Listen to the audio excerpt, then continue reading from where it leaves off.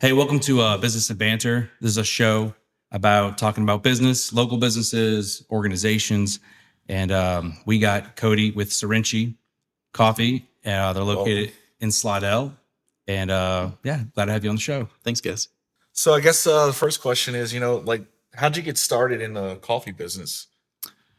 So it's always something I kind of wanted to do. Originally thought about doing like a Airbnb with like a bed and breakfast type deal, but settled on just doing coffee. Ended up we started with a coffee Yeah. cart, and then went to a truck, and then now we have a couple stores.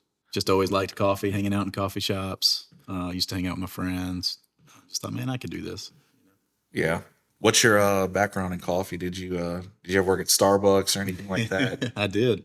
So I had a full time job, and on the nights and weekends for probably like 6 months or so, I did a stint at Starbucks to kind of learn some of the business, see if it was something I would like doing. Yeah. Oh, So I that's a did good that idea. here in Slidell. I was on Front Street at the Starbucks. Oh man. So you probably served me coffee at one point in time. Probably did. So, Slidell. about how long ago was that?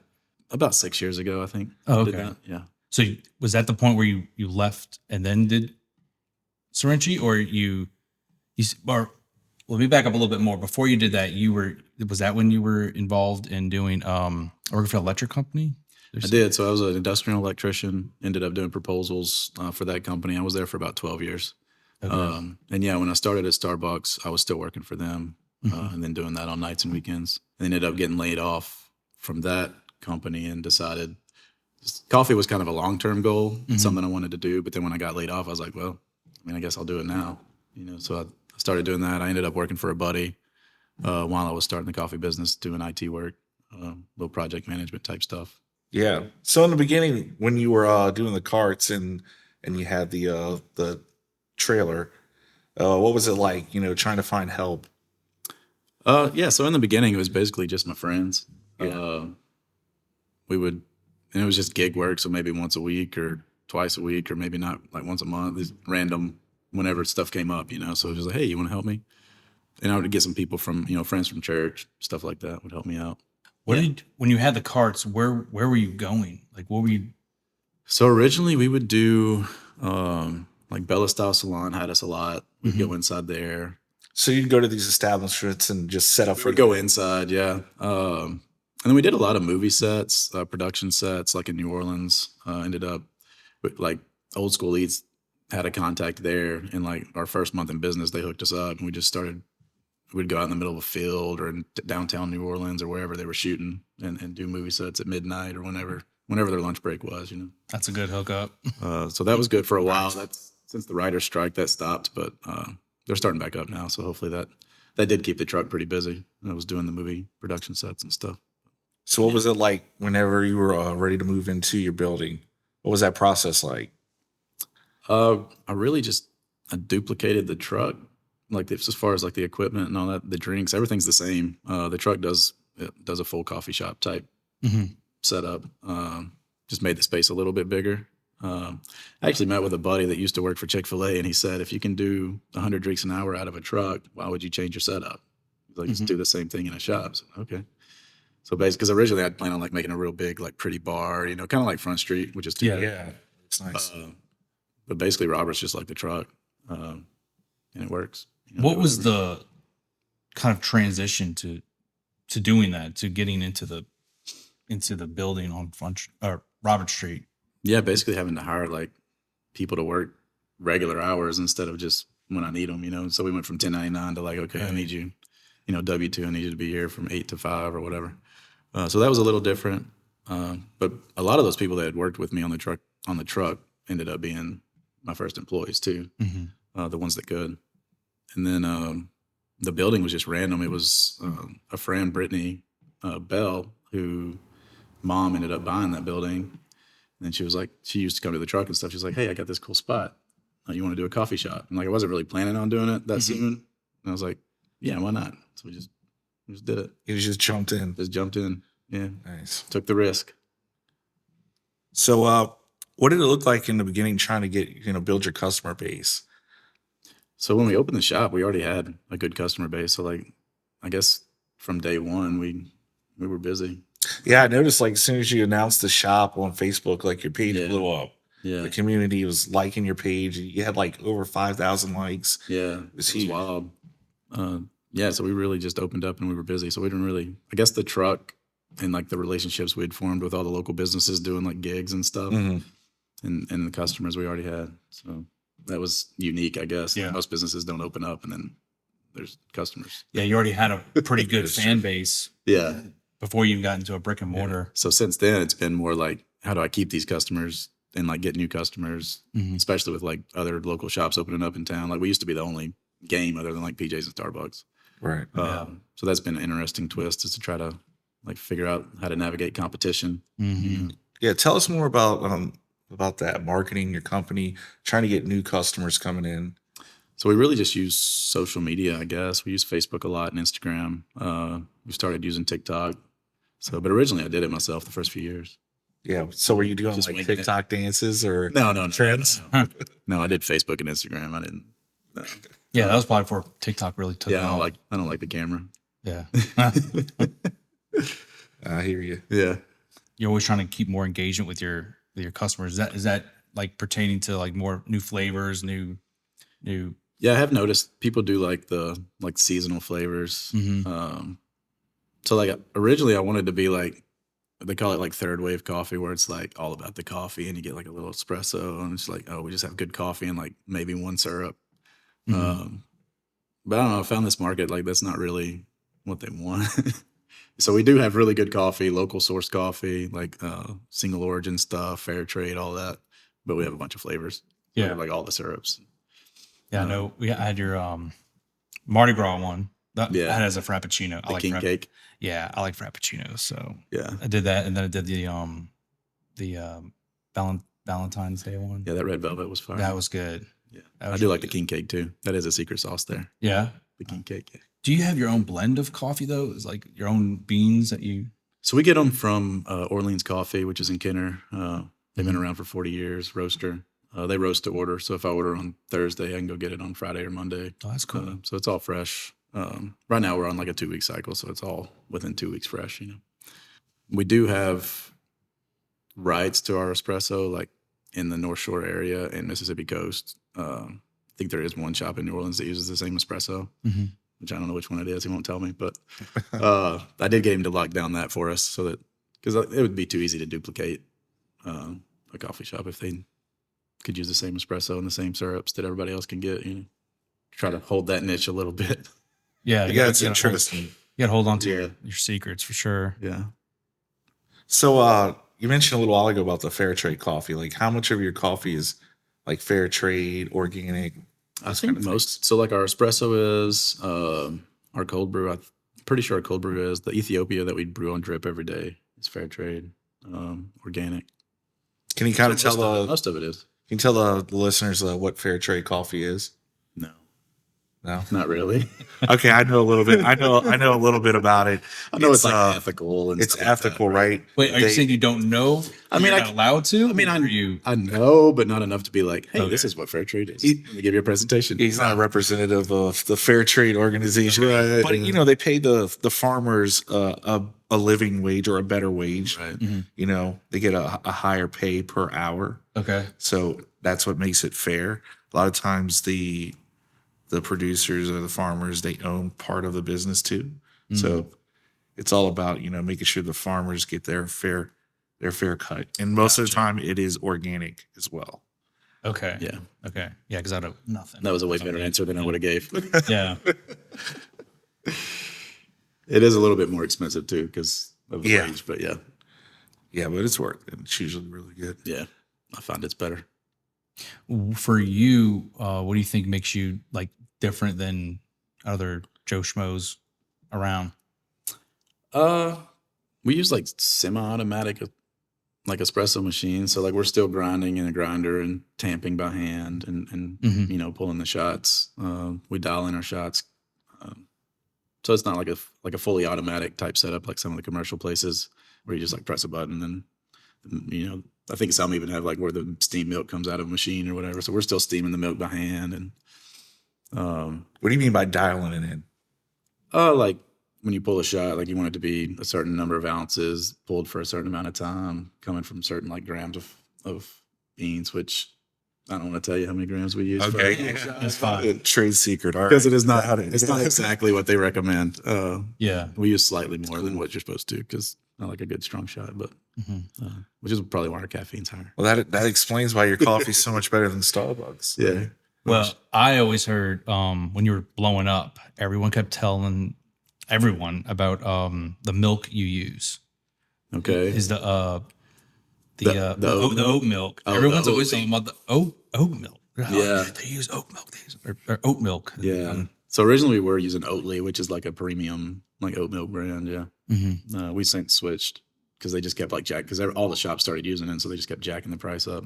And it just Look what you did. No, I would have to charge. I'd probably have to charge like $1.50 or something added to a drink just to cover the cost. So we switched to Silk, which is still good. Yeah. We actually lined up like 10 different oat milks and like did like a blind taste test in the shop, and like nobody could really tell the difference. So I didn't figure it mattered that much. Yeah. okay. Yeah. So, do all the coffees have oat milk in it, or is that No, just something just you a have few to? percent. So, when they ask me if I want whole milk, I'm getting like real whole cow milk. Yeah. All right. Which is our standard drink comes with milk, just regular milk. And Is you that like a locally sourced milk, or is there? That's just some regular. No. All right. No. Good try though. It's fair trade organic from Walmart. So going from one store to making a new one, how was that transition? Because I know the building you're in on Front Street is like 10 times bigger. way bigger, historical building, right? Historical. Yeah. Yeah. So our square footage there is about the same as the other shop as far as like what I lease. But it was a big transition going from managing like one inventory, one set of hours, one set of employees. We do share employees between both shops, so that helps. That makes sense. But yeah, I had to get somebody to like kind of take over inventory, and then I have somebody that took over scheduling. And these are just employees that like do a little extra on the side or like while they're working or whatever. So that helps. And then we do have like the carts at Paradigm, the hospital. So we have a full-time person there 40 hours a week. So that one's easy to schedule. And what is that? Like somebody you got to set up in the hospital? In the hospital, yeah. Oh, okay. I didn't know that. Kind of like under the stairs, like Harry Potter, Yeah. serving coffee. Oh, nice. Yeah. This is like I would call it like a kiosk, but it's basically just 2 carts. Kind of like we originally had. So we're doing that. And then the truck is just gig work. So that's random. We just post it and whoever wants to work it works it. Do you do local festivals? We do. Yeah. We're doing, I think it's Food Truck Fest this Saturday. We got that one coming up. Yeah, I'll be there. I'll be filming. Yeah. And then next weekend there's a 3-day festival we do. It's spring and fall in a meet. It's like a vintage market, handmade, antique type thing. We do that. Been doing that for like 5 years now, I guess. Oh, Yeah. Are you doing the crawfish cook-off, right? Yeah, we normally do that Yeah. at the hospice house. Do that one. That's always a good turnout. Yeah, there's a lot. Yeah, we try to do all the bigger local ones. I used to do everything. I just can't make all the stuff anymore. I see it all sorts of things, and So those events usually pretty profitable. It's hit or miss. Yeah. Some of the smaller events, like we never did make money on them really. It was more of a kind of like a marketing thing just to be there and exposure. be friendly. Yeah. Show people what good coffee is, I guess. Yeah, that makes sense. I mean, that's kind of have you approached some of the different festivals? You're out there with your camera and you got your shirt on. Yeah, getting that exposure. Yeah. And that's one thing I always try to do when I first started was I was going to everything. I want to let people know that I'm not just some, DSLRs, they're usually a photography camera. They think you're taking pictures. Right. And I was like, no, I would have my rig and I had my matte box on. I know like I'm filming and I'd offer, a lot of promotional videos to give them exposure. So it is good exposure to do those types of things. I still like doing them. Like if I'm free, I'll do them or set up a table or whatever. But it's just harder to make them all. Yeah. And then you got to pick and choose. Like, okay, I'm not doing that one again. Yeah. I'm in the hole. Like I've said that before too. And then they'll ask me the next year and I'm like, all right. They're just like, they're so nice. You're like, okay. It's fine. Just write it off. Yeah. You got to keep those relationships. Yeah. I mean, that's what it's about, especially in a small town like this. Yeah. Like, yeah. Just having good relationships with other business owners and the customers too. Like we see the same customers. I've been seeing them now for 4 or 5 years, some of them, and so that's been nice. It's good to see. Yeah, I can't really go out and do the same thing with websites. Like, hey, everybody, watch me build a website. Yeah. No. Yeah, That's a different. it is really tough for you. Yeah, I don't really get a lot of exposure other than what I do on Facebook and social media. Then I've seen you at some of the networking events and stuff too, which that's got to help.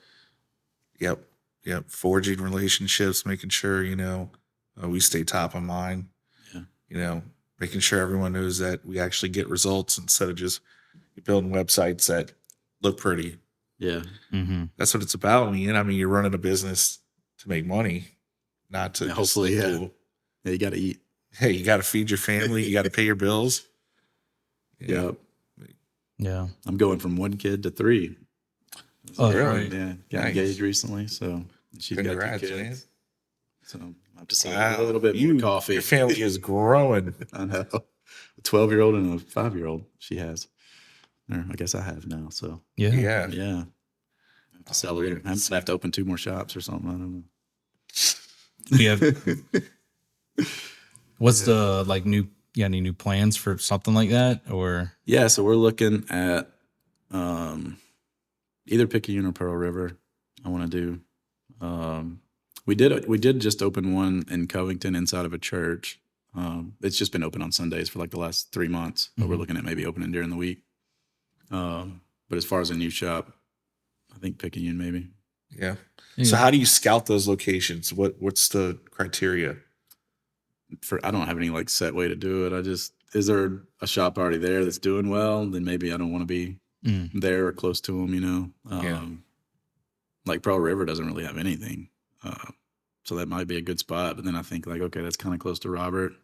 And, when I opened Front Street, I kind of saw that like they pulled customers from Robert because it was kind of close. So like, maybe I don't want to do that again. And then we tried Hammond, but it was too far for me. And then the sales just weren't there for us. So learned a lesson there, So yeah, I don't. A little shop in Pearl River might not be a bad idea. I mean, there's a high school there. Yeah. They got the rec center, which my kids go to, and like hundreds and hundreds and hundreds of kids with parents. And if you do it somewhere near there, they might grab coffee on the way there and back. Yeah, I think having a drive-through is crucial. River. Yeah.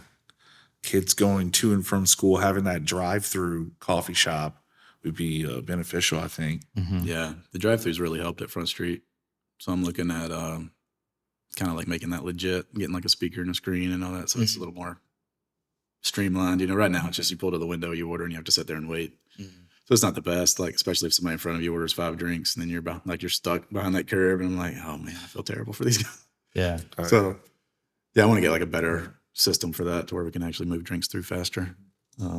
We try to get them out in under a minute, but if somebody in front of you orders 5 and then you're stuck. But, right. And it's busy inside too. So trying to figure that out. And then we're trying to ramp up the trailer since the movie stuff has kind of been slow. We're trying to figure out ways to use the trailer more. So I'm looking at some places to park it during the week that are like not over here. Maybe got 1 or 2 options on Military. I might try to do that a few mornings a week, get that going. Because right now it's just sitting there. It's like if it's not open, it's just sitting there not making money, Yeah. And it's basically a full shop on wheels. So I need to. Of course, that might be a way to test out Picayune. Go park it. Go park it in Picayune. Yeah, man. Might be a good idea. I'm telling Thanks, you, I'm telling you that rec center. If there's a way, I don't know how you get on these things. I don't know if you just park or you need a permit or what, but. Talking about, I think there's like 750 kids out of this thing. That might be a good spot. And parents are just getting off of work. They're just dropping their kids off. And if you're set up right there, oh man. I might check it out. Yeah, Rec 7. You said that's Pearl River? Pearl River, Pearl yeah. River. So that's, Louisiana. Picayune, the thing with Picayune is it's Mississippi, so I have to do like all new, like permitting and all that stuff. But not a big deal. Just Pearl River, that's still St. Tammany, so I'm. Yeah, you're good. Yeah, it's really not like that rec center is not too deep into it. It's like from that main intersection, it's like, I don't know, a mile or 2 down the road on the right. So I did see that, that seafood spot they opened up. I think it used to be a chicken spot. And it's a On the seafood left? spot on the left. I think Yeah. it's for sale too. Okay. So that might be a good spot. I don't know. But I'll it's got go like out that and nice drive little grass lot next to it. I think it's part of the deal. Mm. Yeah. Yep. Yeah, I'm always looking. I mean, I want to. Yeah, you can. To me, you can't unless I'm just there working all the time at one shop. Like it's hard to make for me to like pay myself from one shop on $5 cups of coffee because like yeah, you say, oh, it's high profit after you like pay your employees and pay your rent. And it's not really that high. Not profit, really. you Yeah. know? Yeah. So that's the whole idea is like to open enough that I can actually support myself and my family and stuff. So Yeah. So tell us more about that. So at the Robert location, how many cups of coffee do you need to sell a day? Like, what's your goal? Ideally, I would need to sell 200 to 300. We usually hit about that. Some days are slower, some days are better, but yeah, we have like 100 to 150 customers a day at each shop. Wow. Yeah, we usually So the hit- Robert one's comparable to the Front Street? they're about the same now. Yeah, they kind of leveled out. Like originally, Robert was slammed. Front Street kind of pulled some of those, and it was slow at first, but they're kind of even now. They kind of match. That's pretty cool. I mean, that you have two successful locations in one city. I mean, not a lot of people can say that. Yeah, Usually they're struggling just to have one. yeah, they're doing pretty good. I kind of wish they were further apart. You know, hindsight. Yeah. Like if But- you had one on Military Road or somewhere in that area, Yeah, on the other side of town, on the the other beach. side of town. Yeah. But Yeah. There's it nothing is what it better. is. I mean, yeah, Yeah. it's going good. So what's your next step? Are you looking at expanding to Pearl River, Picayune? Yeah. So next, in my mind, my unofficial to-do list is I need to get the truck making money instead of not just sitting behind the shop not doing anything. That's smart. As far as just like on a regular basis, we still do all the gigs and stuff, but if it's just sitting there, it's just sitting there like not doing anything. Like it's kind of in my mind, I'm like, okay, that's wasteful. Like Yeah. What about like I don't know how you feel about working in people like after 5, but like baseball practices, football practices for yeah, at these local sports. Just what I was talking about. Yeah, I'm telling you that. yeah. yeah. I know we've done a few tournaments like soccer and baseball, and those are usually pretty good. So we could probably hook up on some of those, do more of those. And then Covington, since it's just open on Sunday, so like I want to see if I can get it open maybe like Thursday, Friday, Saturday mornings or something, just to kind of see what the traffic is in Covington. I know they just opened 2 other like new shops over there pretty recently, and one's like right there, but like down the street. So that should be interesting. So yeah, I want to like maximize what I have, like, and then the drive-through, I want to get that running right at Front Street, and then yeah, I want to look at opening another one. Do you think there could ever be a drive-through at the Robert location? I think. Really? Yeah, because I was, Yeah. you have that teal box next to you, Yeah. and there's a little, The little driveway, and then you could pull it back around. There's a window That's where I would there, put right? it. Yeah. Come back out. I actually left that window open from the inside so that we could use it as a drive-through window if we had to. And I would eventually maybe like to try it. I know traffic's pretty tight at lunch with Tila Blancs and all that. So I don't.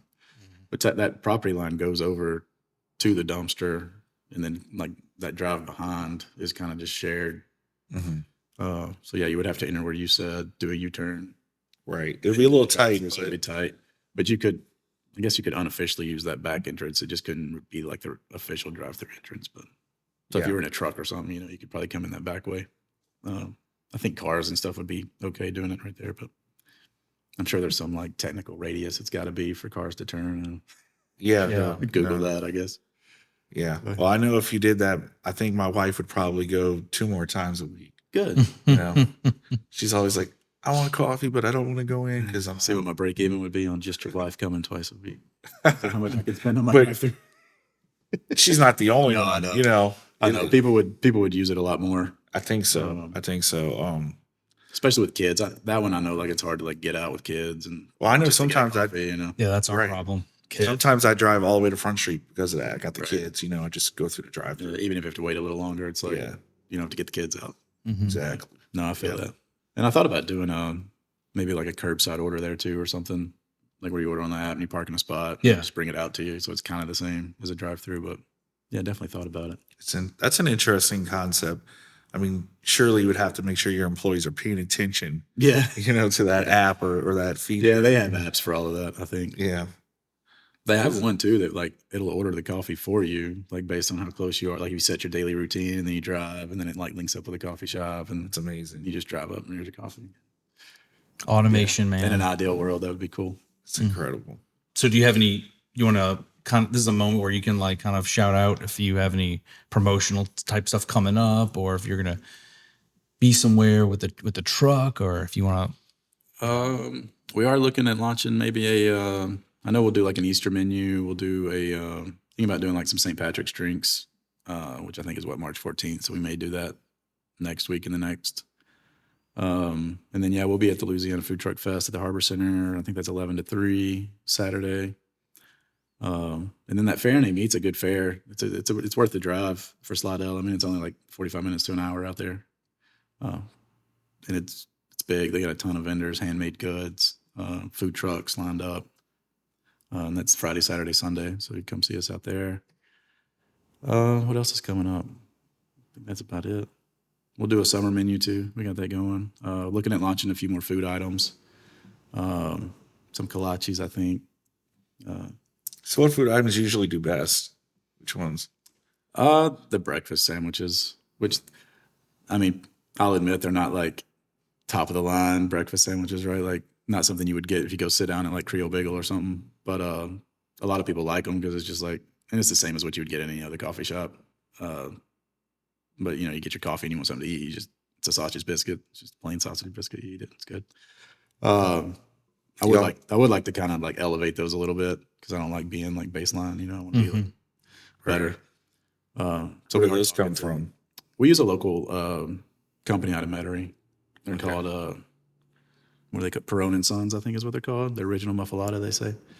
But they have a local kitchen and they cook them in the kitchen, put them together for us, ship them twice a week. That's awesome because I'm sure a lot of places just like get frozen stuff in and just throw it in an oven or something like that. I mean, I thought about that would be the easy way, I guess. I don't know. I don't like doing like the basic, like if you can get it at the gas station, like I don't want to serve it at my elite coffee experience coffee shop. Yeah, that's good. You have some standards. That whole thing is truly supporting local. Yeah, I try as much as I can. Yeah. I'm glad to hear you say that because, some of these people, they push, shop local, and then they're themselves are not using anything in the drive-through at Starbucks. That's the one that kills me, man. Yeah. I drive by and I'm like, I know you. No. Yeah, caught you. Gotcha. No, I try as much as I can for sure. Yeah. Like if I'm going to eat pizza or something, I'm like, man, I can go to Pizza Platoon, or like, just random stuff you do every week that you're like, it's so easy just to like order Domino's, but then you think like support local, support a family. Right. Some of these companies that are here are like owned by local people, which I get that. But some of them are like Starbucks is not, like it's owned by Starbucks Corporation in Seattle. So like the employees' money stays local, but the majority of that goes out, Yeah, the statistic on that, it's like for a corporate franchise, it's like anywhere from 17 to like 33 cents on the dollar stays in the community. Yeah. When it's a local business, it's like 70 cents or higher. Yeah. I would say ours is pretty high. It's very important. Absolutely. Yeah. Yeah. I mean, we do use bigger companies for a few things. There's some things you can't get avoid. local. Yeah. But like our cups, we get printed. Like we get those printed at Hamco, which is in New Orleans. So I mean, I don't know where they get their cups from, but they print them for us. So that's local-ish, I guess, as much as I can. So who do you use for accounting? I use Tia with Taylor and Welch. Yeah, Taylor and Welch. Yeah, I use them also. Yeah, she's sweet. She's trying right now to figure out how to save me some money on, because right now each business is like its own LLC, right? Which in the beginning I thought was a good idea to like protect each one from the other one failing. But now I'm looking at maybe combining them all under one just to save on like, because each time you do one, you got to do all 5. Yeah. It's like state filing and taxes and payroll. And so it's all like way more than it should be. Yeah, she would, way more than it should. No, just get with the same thing. She was like, you might want to combine all these different things. Yeah. It's a one. Oh yeah, I wanted to ask you, do you own that building or are y'all leasing out the bottom? No, so I lease I think it's 1,800 square feet. Man, and then that's probably one of the biggest coffee shops in Louisiana. I know. I know really mine is like where the hallway starts to the shop part, and then like the storage room.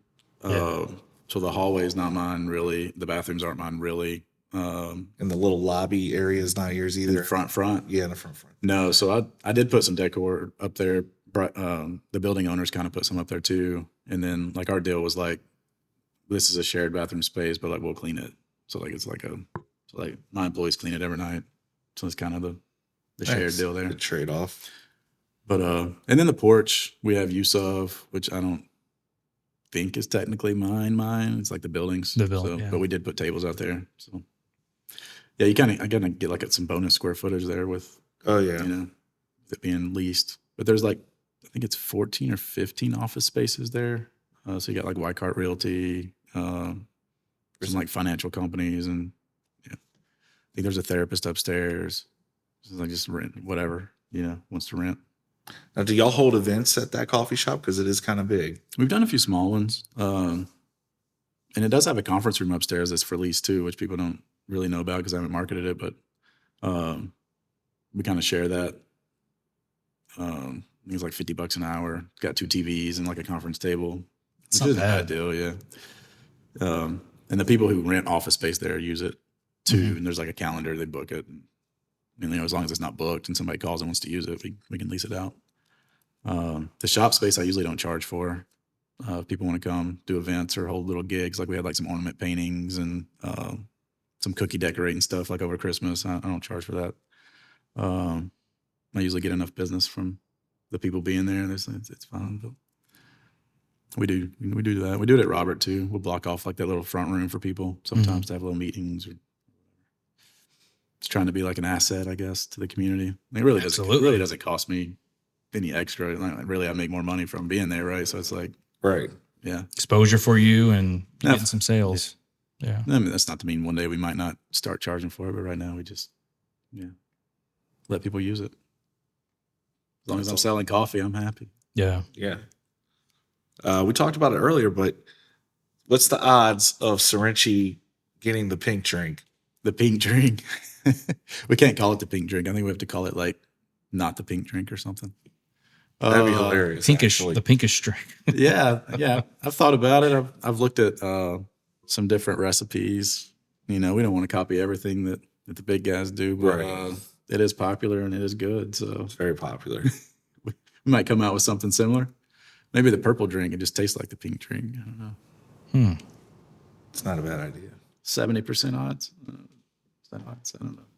Might happen. I think you'd kill it. Personally. You heard it here first. Pink drink coming. Not the pink drink. Not the pink drink. Not the pink drink coming. Yeah. That's you can put that on your ad, man. Not the pink drink. Not the pink drink. We promise. Trademark. That's funny. Cool. The light red drink. How's it? That doesn't really sound as good, does it? I think the not the pink drink has a kind of a play on like, ooh, it's not. Then what is it? Let me go check it out. Yeah. Makes me curious. Okay. We tried to do that when we introduced large drinks. We called them tinies. When we started doing 32 ounces. Yeah. They didn't really catch on. Big guys are called tiny. Yeah. I thought it'd be funny, but it didn't work out. So now we just call them largest. And so a lot of people don't know that the difference between the medium or the regular and the large caffeine wise. Is that just what's the difference caffeine wise between a medium and a large? So all of our regulars come with 2 shots, which is 120-ish milligrams. And then the largest come with 3. You get the extra 60. Each shot's about 60, 65. Nice. So would that be 180-ish on the large? Yeah. I usually get the regular with an extra shot. Yeah, I like doing that too because I like the coffee flavor more. Yeah, me too. My drink lately has just been drip coffee with 2 shots of espresso in it. It's black, straight up. Wow, man, you're hardcore. Yeah, today I did a cold brew. It was a little warmer outside, so I did a black cold brew with 2 shots. But I really like our espresso, so like adding it in and stuff. I like our cold brew too. It's the best. It's very good. I mean, I'm a convert. I praise this Sirincci coffee. Yeah, we used to do before we had the stores. We did cold brew deliveries. I don't know if you remember that. Like half gallon glass jugs of cold brew. and we would deliver them like every Thursday, like the milkman, and then we'd pick up like the old jugs and put awesome. them in. Didn't know that. People would subscribe like a monthly or weekly thing. Well, what happened to that? We still did it up until just a few weeks ago, really. We had a couple just like hanging on, and like it just really wasn't worth keeping it going. Yeah, Like With just a few of you them, know, yeah.